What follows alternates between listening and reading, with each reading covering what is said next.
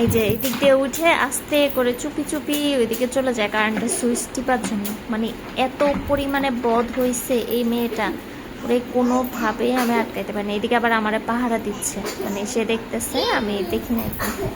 ঠিক আছে, একদম বেশ হাসি টাসি দিয়ে সে যাচ্ছে। এবার কারেন্টের সুইচ চিপ দিবে।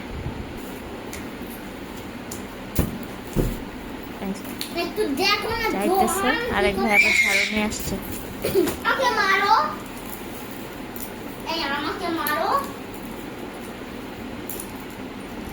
মালাটা এখন নিচে, সম্ভবত ফেলে দিবে, ভারী রাখতেছে।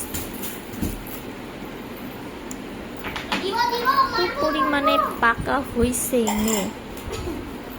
এখন আমার শালা ছেড়ে নিবে, অন্যায় মেজে গেছে, ডিসিশন চেঞ্জ করছে এখন।